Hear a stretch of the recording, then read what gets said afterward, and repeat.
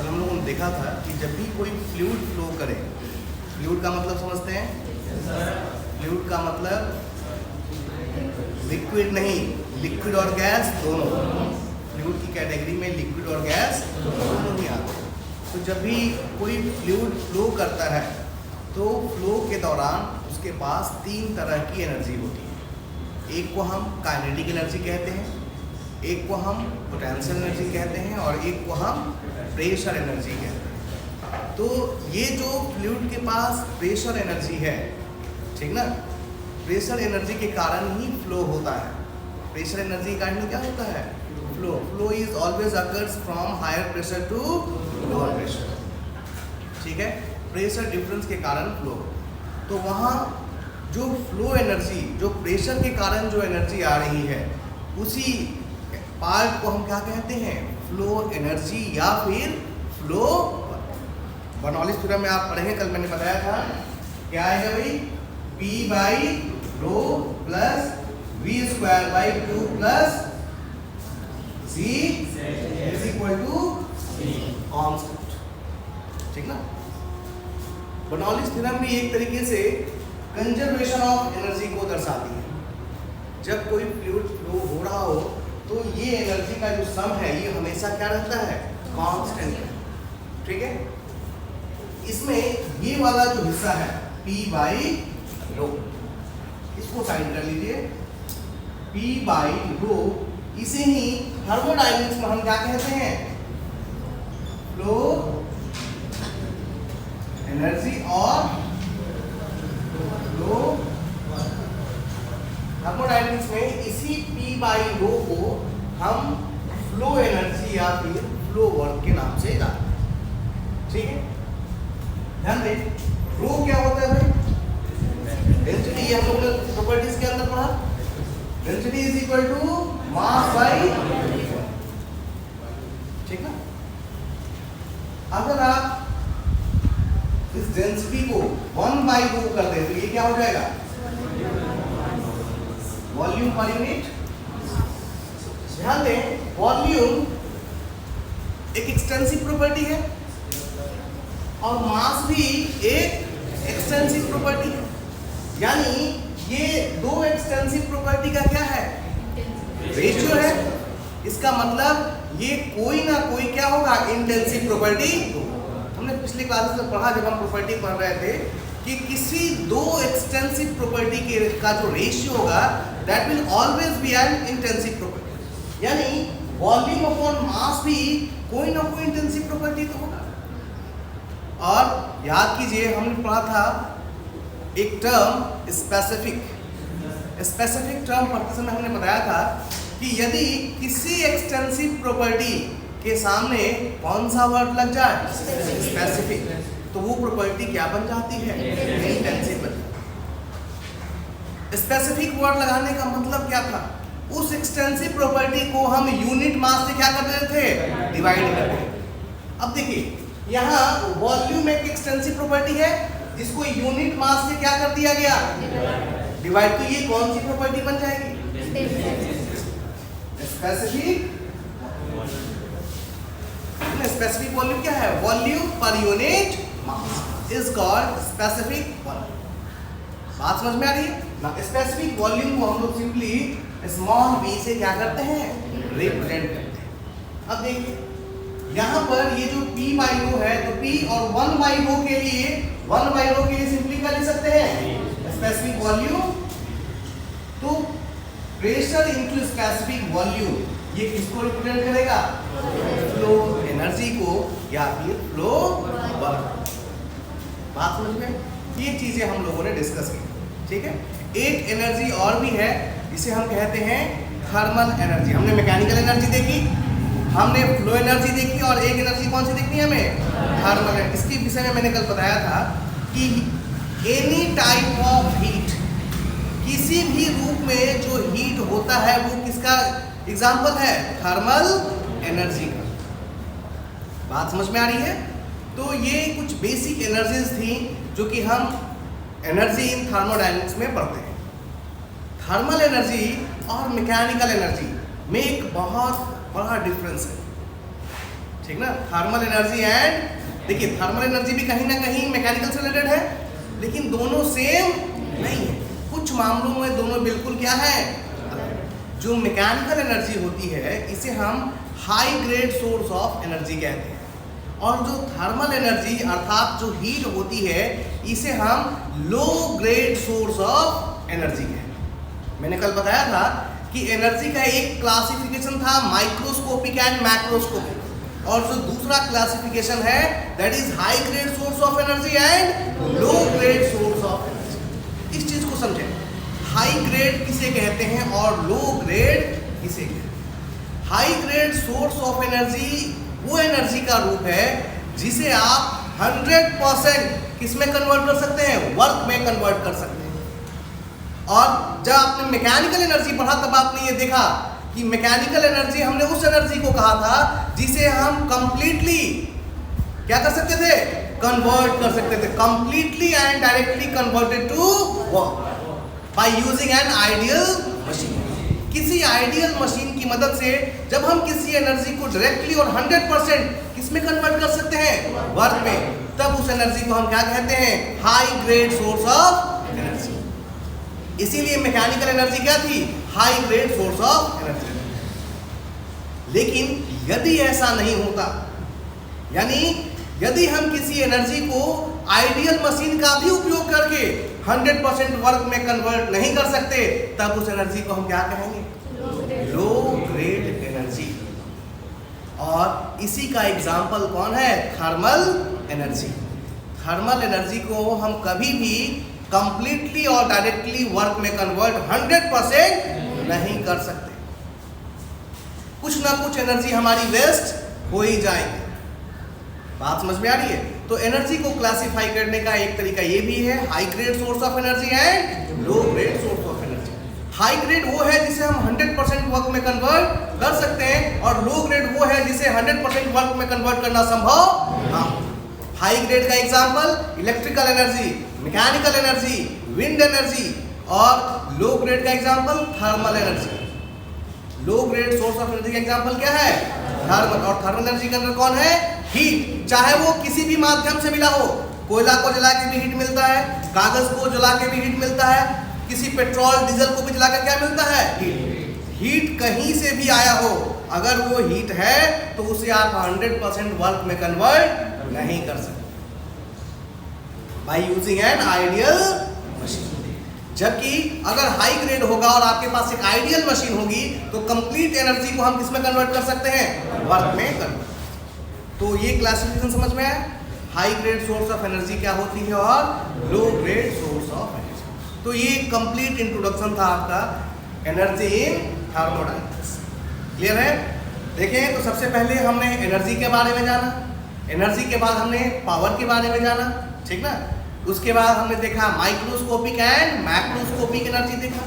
Macroscopic energy हमने देखा कि आउटर फ्रेम ऑफ रेफरेंस या बाह्य रीजन के कारण जो एनर्जी आती है उसे हम मैक्रोस्कोपिक कहते हैं, और जो आंतरिक कारणों से आए, मॉलिक्यूलर रीजन से आए, ठीक ना, मॉलिक्यूलर लेवल पे जो एनर्जी हो उसे हम माइक्रोस्कोपिक एनर्जी कहते हैं। और माइक्रोस्कोपिक एनर्जी के अंदर हमने क्या क्या देखा भाई, सेंसिबल एनर्जी थी, लैटेंट एनर्जी थी, ठीक ना, इंटरनल एनर्जी थी, इसके अलावा केमिकल एनर्जी थी, न्यूक्लियर एनर्जी थी, स्पिन एनर्जी थी, काइनेटिक एनर्जी थी, ठीक ना।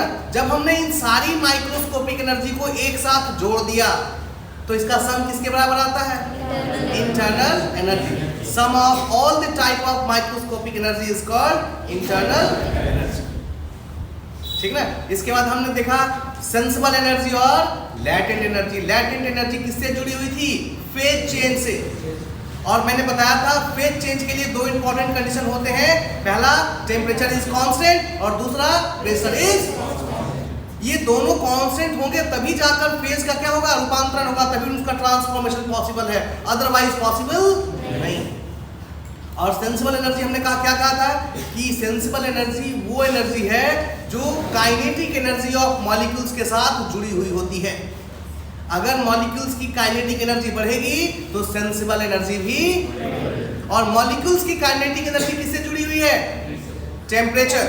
जैसे ही टेम्परेचर बढ़ेगा मॉलिक्यूल्स की काइनेटिक एनर्जी भी क्या होगी, बढ़ेगी। बात समझ में आई? इसके बाद हम लोगों ने मैकेनिकल एनर्जी देखा, फ्लो एनर्जी देखा, थर्मल एनर्जी देखा, high grade and low grade energy, ठीक ना। अब हम लोग देखेंगे एनर्जी इंटरेक्शन। पहले तो हमने एनर्जी देख लिया, अब एनर्जी इंटरेक्शन कि एनर्जी का इंटरेक्शन कैसे हो सकता है, ठीक ना। और हमने पहले बात की थी कि थर्मोडायनेमिक्स में एनर्जी इंटरेक्शन के कितने रूप हैं? दो, इधर बाय यूजिंग हीट ट्रांसफर और बाय वर्क ट्रांसफर। या तो हीट ट्रांसफर करके एनर्जी का इंटरेक्शन संभव है या फिर वर्क ट्रांसफर करके एनर्जी का इंटरेक्शन संभव है, स्पेशली इन क्लोज सिस्टम। अगर सिस्टम क्लोज है तो वहां फिर हमारे पास सिर्फ यही दो रास्ते रहेगा, ठीक ना। तो एनर्जी इंटरेक्शन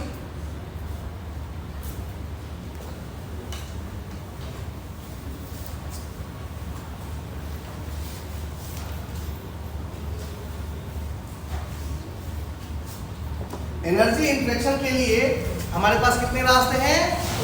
दो, ठीक ना, वर्क ट्रांसफर एंड। तो सबसे पहले हम जानेंगे कि थर्मोडायनेमिक्स में वर्क क्या होता है, उसके बाद इसके इंटरेक्शन को हम अलग अलग सिस्टम के साथ देखेंगे, ठीक ना। तो हेडिंग देंगे हम लोग थर्मोडायनेमिक वर्क।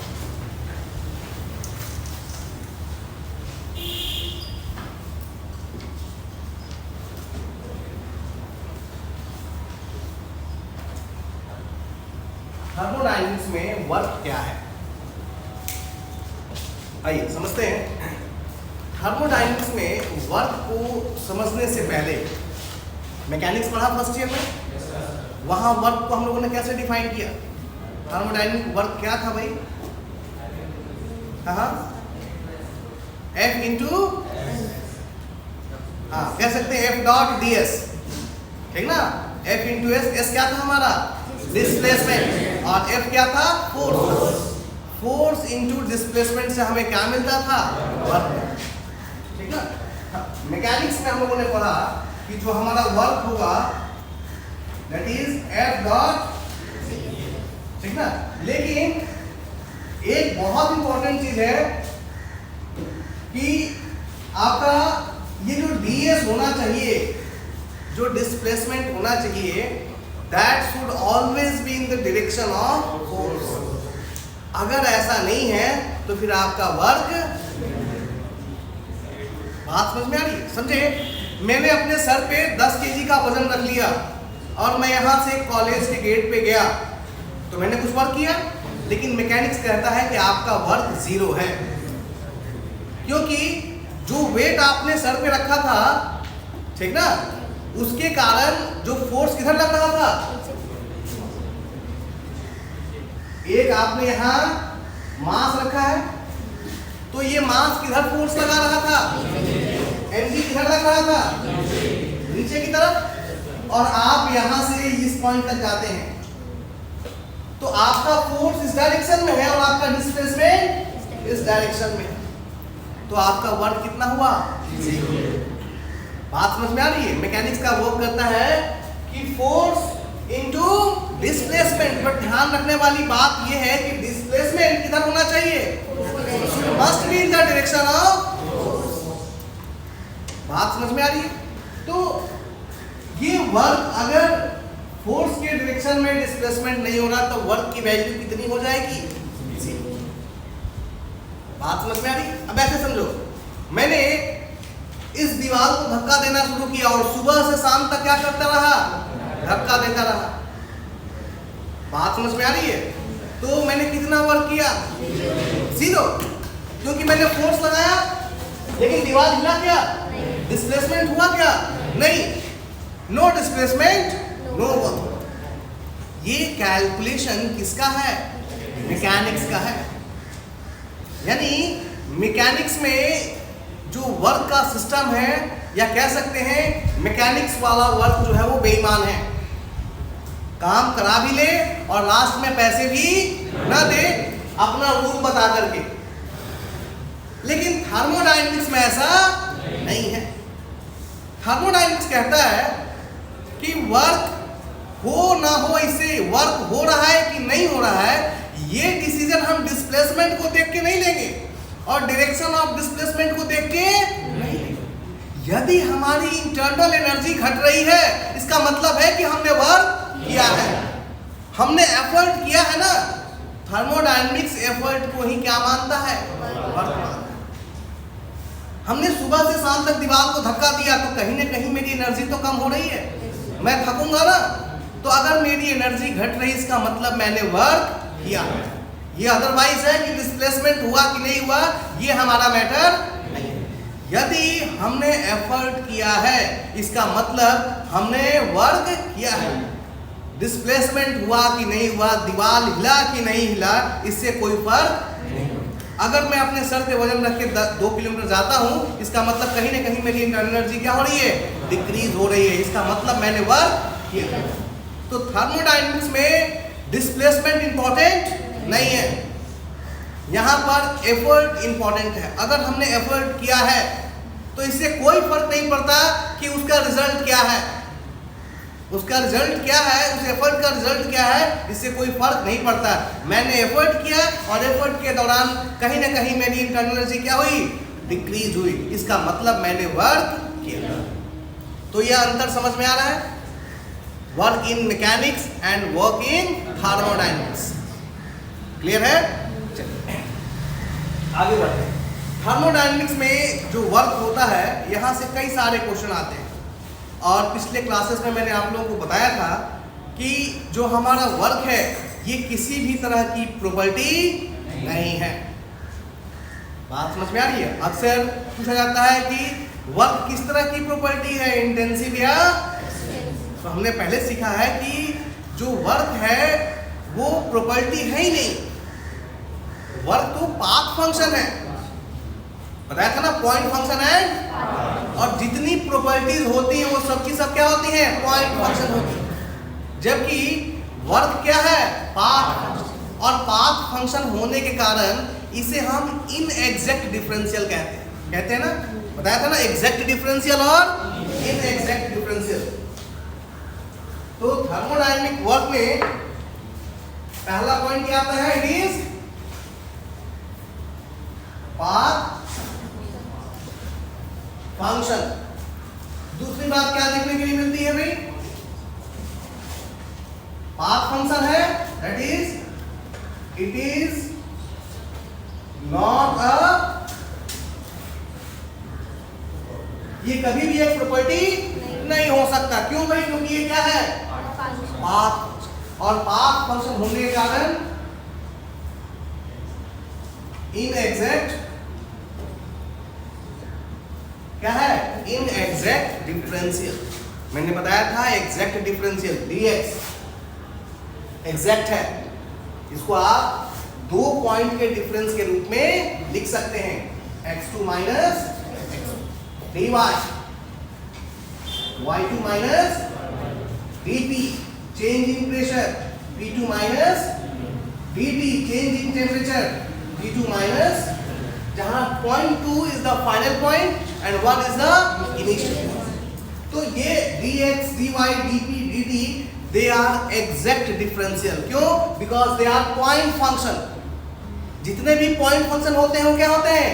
Exact differential, क्योंकि उनको 2 पॉइंट के डिफरेंस के रूप में हम लिख सकते हैं। जबकि वर्क जो है वो क्या है?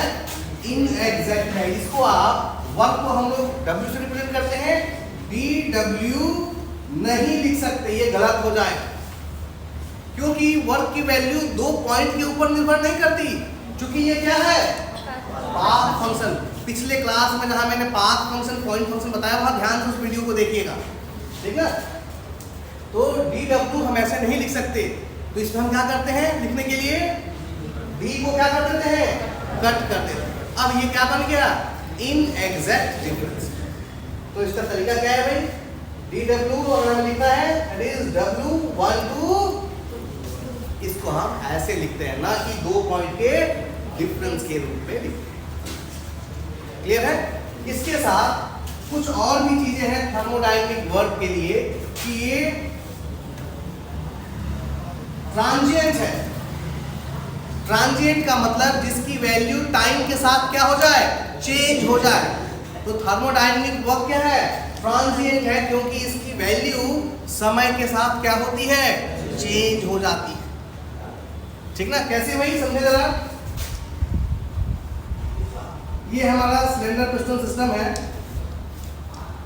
और इसके अंदर एक हमारा गैस है। पिस्टन से जब आप कंप्रेस करेंगे तो शुरुआत में कुछ प्रेशर होगा, जब थोड़ा सा ऊपर जाएंगे तो प्रेशर क्या होगा, बढ़ जाएगा। ठीक ना, और जरा कंप्रेस करेंगे तो क्या होगा, जैसे जैसे कंप्रेस करते जाएंगे ना तो और आगे जाने के लिए हमको ताकत क्या लगानी पड़ेगी, ज्यादा, क्योंकि ये गैस जब कंप्रेस होगी तो क्या होते जाएगी, मजबूत होते जाएगी और कमजोर को दबाने के लिए कम ताकत लगानी पड़ेगी।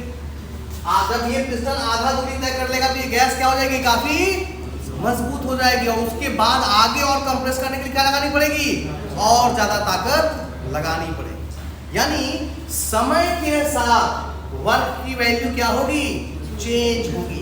इसीलिए हम इसे कहते हैं कि थर्मोडायनामिक वर्क क्या है, ट्रांजिएंट है। ट्रांजिएंट का मतलब changes with value, changes with time.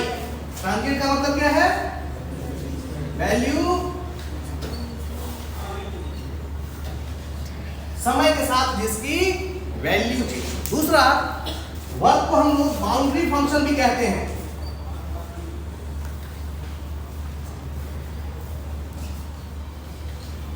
Boundary function, यानी बाउंड्री फंक्शन क्यों कहते हैं, क्योंकि इसका इफेक्ट हमें कहां देखने के लिए मिलता है, बाउंड्री पर देखने के लिए मिलता है। वर्क हो रहा है कि नहीं हो रहा है ये हमें कहां दिखता है, बाउंड्री पर दिखता है। तो थर्मोडायनामिक वर्क के लिए हमें चार बातों का ध्यान रखना है कि थर्मोडायनामिक वर्क एक पाथ फंक्शन है, ये कभी प्रॉपर्टी नहीं हो सकता। दूसरा, ये एक इनएग्जैक्ट डिफरेंशियल है, ठीक ना, इसीलिए इसको हम इस तरीके से लिखते हैं।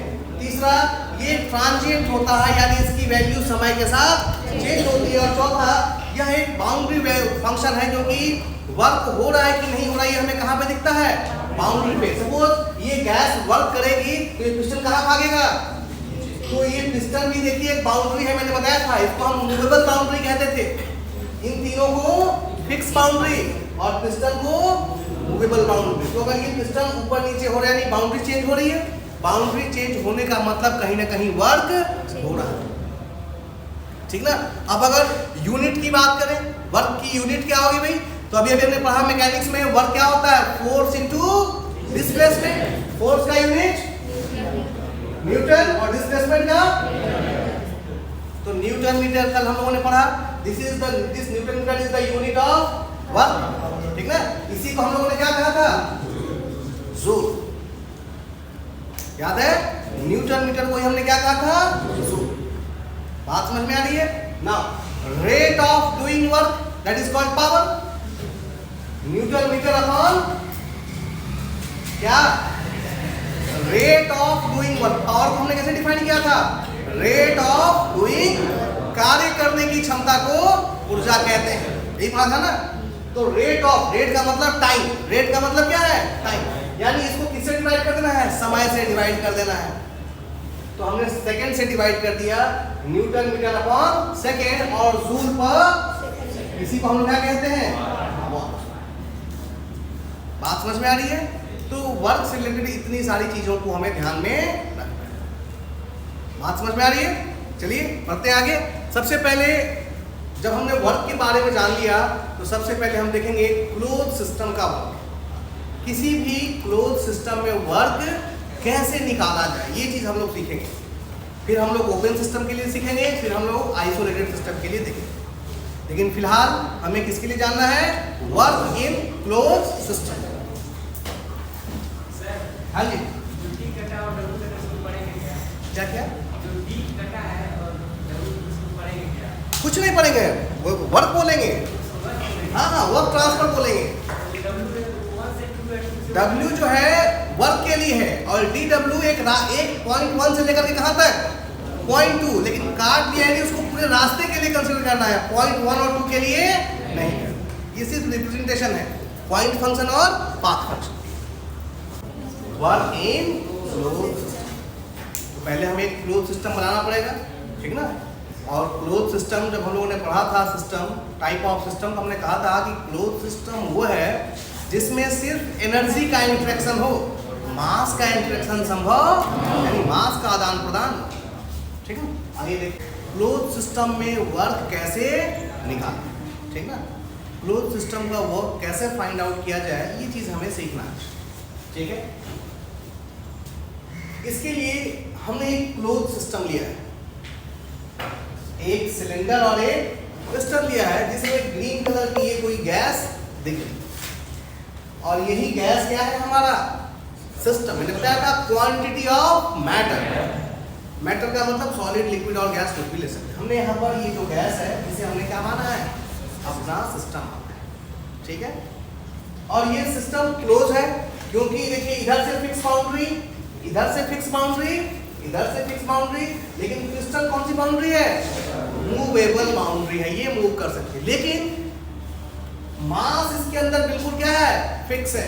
मास अंदर और बाहर नहीं हो सकता, because this is an example of close system. और क्लोज सिस्टम वो होता है जिसमें एनर्जी का इंटरेक्शन तो हो लेकिन मास का इंटरेक्शन संभव ना हो। क्लियर है, यहां पर इस सिस्टम के साथ सिर्फ और सिर्फ एनर्जी का इंटरेक्शन संभव है। और हमने सीखा है कि एनर्जी का इंटरेक्शन के कितने माध्यम है, दो, या तो वर्क ट्रांसफर करके या तो हीट ट्रांसफर करके।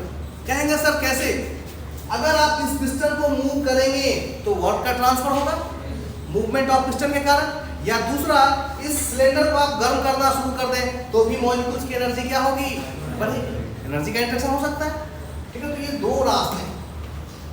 ठीक है, हमने ये जो पिस्टन है इसके पिस्टन कैसा होता है, सर्कुलर, उसका सरफेस का कैसा होता है, सर्कुलर, उसके क्रॉस सेक्शन एरिया को कितना माना है, ए।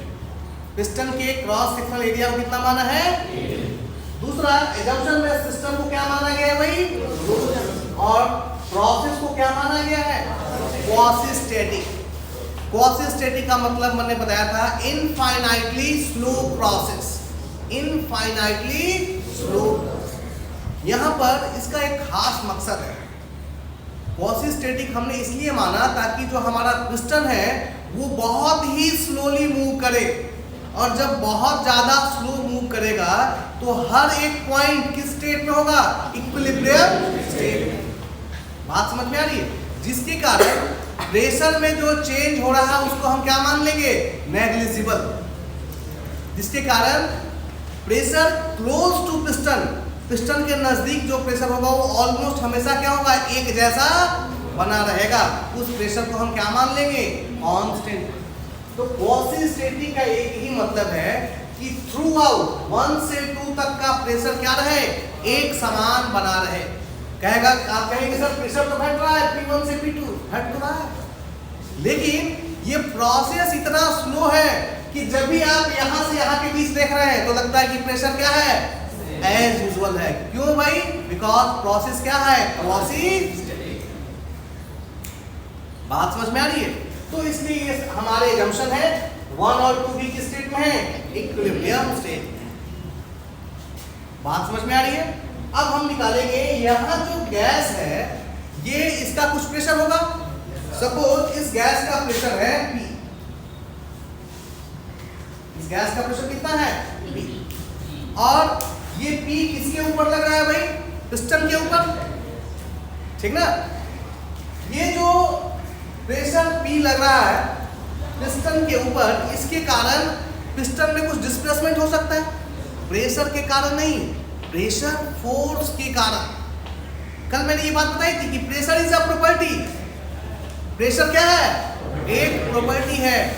Pressure force is different thing and pressure is different thing. ध्यान दें, प्रेशर इज इक्वल टू क्या होता है भाई, फोर्स पर यूनिट। ये प्रेशर एक प्रॉपर्टी है, लेकिन ये जो फोर्स है ना किसके कारण है, इस प्रेशर के कारण। अगर आप F निकालेंगे दैट इज P इंटू, तो अब इस फोर्स को क्या नाम देंगे, this force is called pressure force और force due to pressure. Pressure खुद ब खुद कोई फोर्स नहीं है, लेकिन उस प्रेशर के कारण कोई ना कोई फोर्स आता है, और उस फोर्स को हम क्या कहते हैं, प्रेशर फोर्स कहते हैं। तो ये प्रेशर एक प्रॉपर्टी है, लेकिन ये जो F है this F is a force, ठीक ना। तो ये फोर्स क्या हो जाएगा, प्रेशर इनटू एरिया, ठीक ना। तो इस प्रेशर के कारण पिस्टन के ऊपर कुछ फोर्स लग रहा होगा, ठीक ना। और वो फोर्स कितना होगा, दिस प्रेशर इनटू दिस, यहाँ A क्या है, it is the piston area, clear है। अब जरा देखिए, ये फोर्स जो F है, इस F के कारण हमने मान लिया कि इस फोर्स के कारण पिस्टन में एक छोटा सा डिस्प्लेसमेंट हो रहा है। उस डिस्प्लेसमेंट को हमने कितना माना है, dx, dx is the small displacement due to force। जो स्मॉल फोर्स F लग रहा था किसके ऊपर, पिस्टन के ऊपर, इसके कारण पिस्टन में क्या हुआ, एक स्मॉल डिस्प्लेसमेंट हुआ, कितना, dx। अब फोर्स भी है और डिस्प्लेसमेंट भी है, तो कुछ ना कुछ वर्क हुआ होगा, क्योंकि फोर्स भी लग रहा है और उसके कारण कुछ ना कुछ क्या हुआ। और ध्यान दें, displacement is in the direction of force, piston पीछे की तरफ जा रहा है, ठीक ना। तो कुछ ना कुछ वर्क होगा, हमने मान लिया वो वर्क क्या है, d। इसलिए स्मॉल वर्क d कितना हो जाएगा भाई, फोर्स इनटू डिस्प्लेसमेंट। फोर्स कितना है F और डिस्प्लेसमेंट कितना है, this is the small work F dot dx। ना ये F किसके बराबर है भाई, P into A into dx। बात समझ में आ रही। अब जरा देखिए, एरिया इंटू dx, एरिया किसका है, इस पिस्टन का एरिया है, और वो किस कैसा है, जस्ट लाइक अ सर्कल।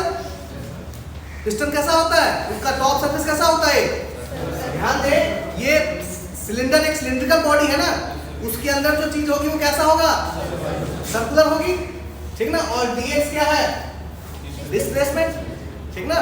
तो area into dx is the length, displacement क्या है, लेंथ है ना। एरिया इंटू लेंथ क्या होता है भाई, वॉल्यूम। और जरा देखिए, एरिया पिस्टन का है और dx, इसके लिए वॉल्यूम में कितना चेंज आएगा, स्मॉल वॉल्यूम में चेंज होगा, dv, that is p। a into dx को क्या लिख सकते हैं, dv, चेंज इन वॉल्यूम। यहाँ लिख लेंगे area into dx is equal to area into length, that is equal to change in volume, clear है। तो P इंटू dV आ गया, और ये क्या है, this is the small work. ये स्मॉल वर्क है जो प्रेशर पिस्टन के ऊपर अप्लाई हो रहा था, उसके कारण जो फोर्स लग रहा था और जो स्मॉल डिस्प्लेसमेंट हुआ उसके कारण हमको कितना वर्क मिला, ना। स्मॉल डिस्प्लेसमेंट के लिए हमने वर्क निकाल लिया। अब हमें पूरा डिस्प्लेसमेंट 1 से 2 के लिए निकालना है, तो क्या करें भाई, इसको इंटीग्रेट कर दें, कहां से कहां के लिए, 1 से, बात समझ में आ रही है। तो for complete work between 1 and 2 हम लोग क्या निकालेंगे, dw 1 2, ऐसे लिखेंगे, कितना होगा, इंटीग्रेशन p dv 1 2,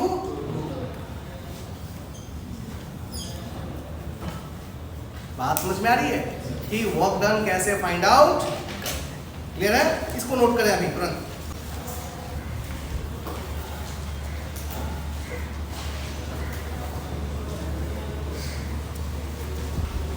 चलिए यहाँ पर कुछ और भी चीजें सीखने वाली हैं, उनको देखते हैं। और ये चीज जो मैं बता रहा हूँ आपको, ये आपके सेमेस्टर एग्जाम के लिए नहीं है। देखेंगे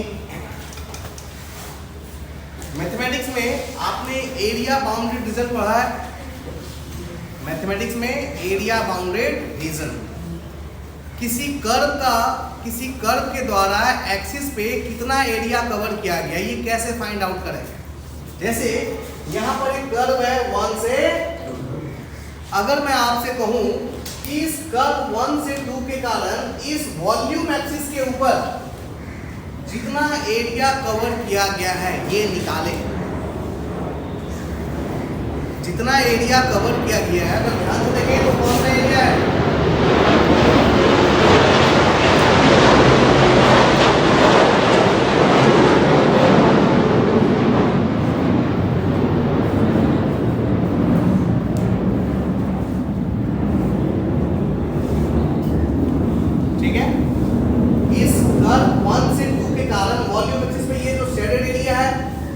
अगर आपसे मैं कहूं कि ये निकालें तो कैसे निकालते हैं?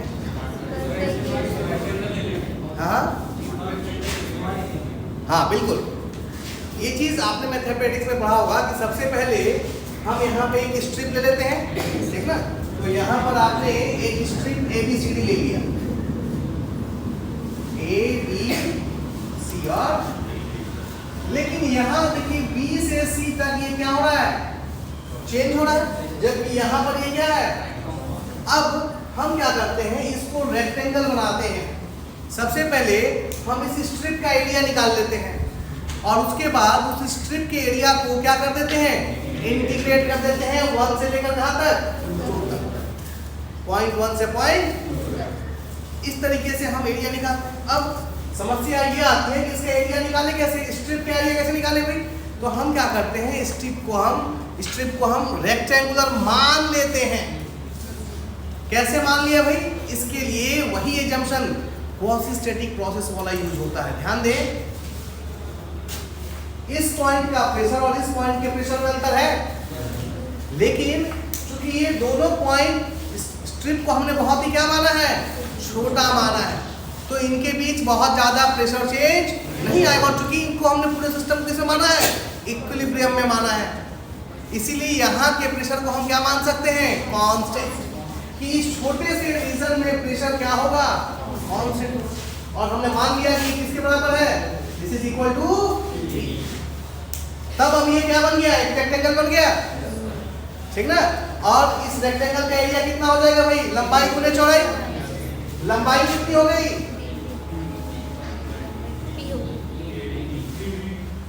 लंबाई यहां से लेकर के यहां से, और चौड़ाई कितनी चौड़ी है? तो एरिया ऑफ स्ट्रिप कितना होगा? P लंबाई हो गई यहां से यहां तक, P एक्सिस है ना, और चौड़ाई कितनी है? ये एरिया ऑफ क्या निकला? स्ट्रिप निकला। अब पूरे कर्व का के कारण कितना एरिया कवर्ड हुआ? वॉल्यूम एक्सिस के ऊपर निकालने के लिए क्या करेंगे? इसी को इंटीग्रेट कर देंगे for area of PV diagram. इस पीवी डायग्राम का एरिया निकालने के लिए क्या करेंगे? इंटीग्रेशन कहां से कहां तक निकालना है? बात समझ में आ रही है? अब सोच रहा हूं कि सर बता क्यों रहे ये सब, थर्मोडायनेमिक्स पढ़ाते पढ़ाते मैथमेटिक्स क्यों पढ़ाने लगे, ठीक ना? तो ध्यान से देखें, एरिया ऑफ, ये पीवी डायग्राम ही तो है, प्रेशर और वॉल्यूम डायग्राम है। Area of PV diagram and work in close कितना आया था भाई? यही आया था ना? दोनों क्या है? अगर इसे इक्वेशन 1 माने, इसे 2 माने, और किसी इक्वेशन, किसी दो इक्वेशन का अगर राइट हैंड साइड सेम है, इसका क्या मतलब है? लेफ्ट हैंड साइड भी वेरी वेरी इंपॉर्टेंट। और एसएससी में न जाने कितनी बार ये क्वेश्चन पूछा है कि पीवी डायग्राम का एरिया किसके बराबर होता है? वर्क इन क्लोज सिस्टम के बराबर होता है, ठीक ना? यानी क्लोज सिस्टम का वर्क निकालने का दो तरीका है। एक तो इंटीग्रेशन पीडीवी, या सिंपली उसका हम क्या निकाल लें? एरिया निकाल लें। पीवी डायग्राम के कारण कितना एरिया वॉल्यूम एक्सिस के ऊपर आ रहा है, अगर हम उसको फाइंड आउट कर लें, this will also be equal to work in close system. बात समझ में आ रही है?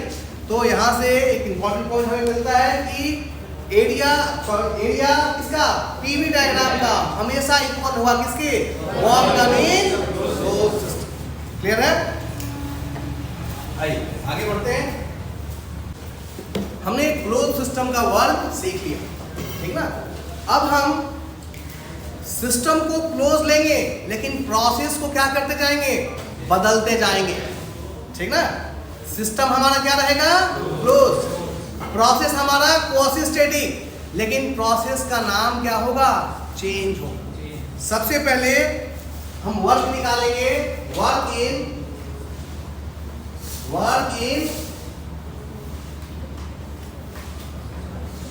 आइसोकोरिक प्रोसेस, ठीक ना। लेकिन ध्यान रहे, प्रोसेस हमने आइसोकोरिक लिया है, लेकिन सिस्टम कौन सा ले रहे हैं, क्लोज। अभी जितनी चीजें पढ़ेंगे सब के सब किसके लिए, क्लोज सिस्टम के लिए पढ़ेंगे। क्लियर है? हमने क्लोज सिस्टम का वर्क निकालना सीखा है, लेकिन क्लोज सिस्टम का वर्क अगर प्रोसेस चेंज होगा तो वर्क की वैल्यू भी क्या होती जाएगी। क्यों भाई? क्योंकि वर्क इज पाथ फंक्शन। अगर आप रास्ता बदलेंगे तो वर्क की वैल्यू भी क्या होगी, चेंज। ये चीज हम लोग सीखने वाले। क्यों? आइए सबसे पहले कौन सा रास्ता ले रहे हैं, आइसोकोरिक।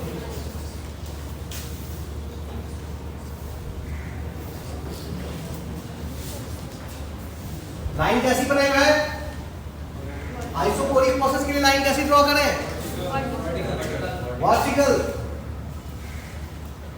सपोज हम this is 1 and this is, ये 1 से 2 एक आइसोकोरिक प्रोसेस।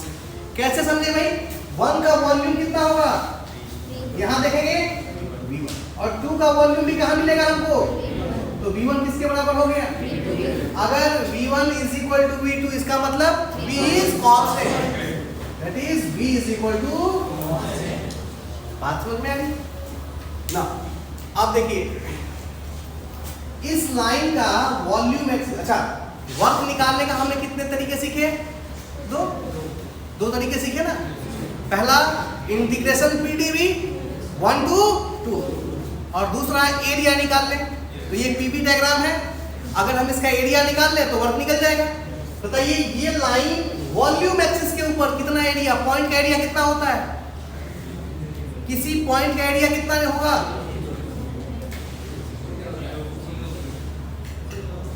पॉइंट का एरिया कितना होगा भाई।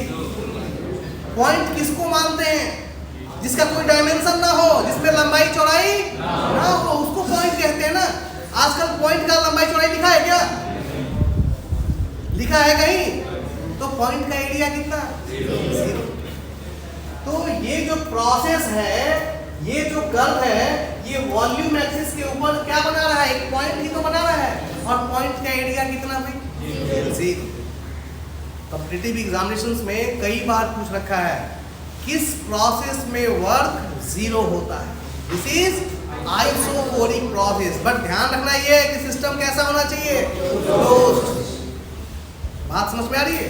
सो हमको एक चीज मिल गया कि आइसोकोरिक प्रोसेस में जो वर्क की वैल्यू आएगी वो कितनी आएगी, ठीक है। ये तो हो गया एरिया की तरफ से। दूसरा हमने सीखा है क्लोज सिस्टम का वर्क निकालना, और क्लोज सिस्टम का वर्क कैसे निकालते हैं हम लोग, dW is equal to integration 1 to 2 E। तो इससे भी निकाल के देख लेते हैं भाई, तब तो बात क्लियर होगी कि हाँ दोनों चीजें एक ही हैं। आइए देखते हैं। For isochoric process V is equal to, अब जरा देखिए यहां वर्क निकालने के लिए क्या चाहिए, dV। V कांस्टेंट है, यदि हम कांस्टेंट को डिफरेंशिएट करें तो कितना मिलेगा, बात समझ में आ रही है। तो इस आइसोकोरिक प्रोसेस के लिए V क्या है, तो dV कितना होगा। अब बात समझ में आ रही है कि वॉल्यूम कांस्टेंट है तो चेंज इन वॉल्यूम 0 हो गया। अब जब इस वैल्यू को यहां पुट करेंगे तो dW कितना मिलेगा, बात समझ में आ रही है। तो चाहे तो आप एरिया निकाल के भी क्लोज सिस्टम का वर्क बता सकते हैं, या फिर इंटीग्रेशन पीडी मैथमेटिकल फॉर्म में निकाल के भी उसको दिखा सकते हैं। तो इस तरीके से हमें पता चला कि isochoric process and close system के केस में वर्क की वैल्यू कितनी होगी? 0। बात समझ में आ रही है? सेम काम हम करेंगे अब आइसोबेरिक प्रोसेस के, ठीक है? इसको चेंज कर देते हैं, आइसोबेरिक प्रोसेस।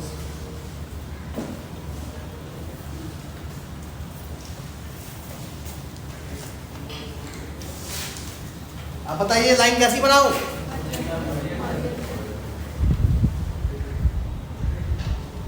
ये हो गया 1 और ये हो गया, this is V1 and this is, और यहां पे क्या लिखूं?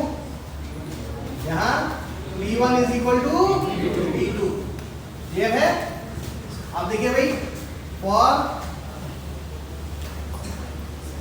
Isobaric process P is equal to C constant, ठीक है? वर्क निकालना है आपको, कितना हो जाएगा? Integration 1 to 2 PdV। अरे लिखो मत, लिखने के लिए मैं समय देता हूं ना, और ऑलरेडी अवेलेबल है वीडियो पे, बोर्ड पे कंसंट्रेट करो। P क्या है? तो कांस्टेंट को इंटीग्रेशन से क्या कर देते हैं? बाहर निकाल देते हैं। सो इट इज P बाहर आ गया और अंदर क्या हो गया? dV 1 to 2। इंटीग्रेट करेंगे P और dV को dx को इंटीग्रेट करेंगे तो क्या मिलेगा? x। dx का इंटीग्रेशन कितना? x। तो dV का d, so it is v limit 1 to 2। कितना आ जाएगा? P upper limit V2 minus lower limit, so dW कितना आया? P V2 minus. This is the work for isobaric and close system. Process isobaric और system is close. अब जरा यहां से निकाल के देखो भाई, दूसरा रास्ता क्या था? वॉल्यूम एक्सिस के ऊपर कर्व का एरिया निकाल लेना। जरा ध्यान से देखो कितना एरिया कवर किया है, इतना ही किया ना, ठीक है? एरिया निकालिए, लंबाई एक रेक्टेंगल हुआ, ठीक ना? तो हाइट कितना है? हाइट कितना है? P1 is equal to P2 is equal to P, और चौड़ाई कितना है? ये 1 है और ये 2 है। तो ये कितना एरिया होगा? देखिए यहां से यहां तक ये क्या है? V2, और यहां से यहां तक ये क्या है? तो ये बीच में कितना बचेगा? है। तो आप चाहे तो एरिया निकाल लें या फिर चाहे तो मैथमेटिकल रूप में यहां से इंटीग्रेट करके find out. This is the work for close system and isobaric. Clear है?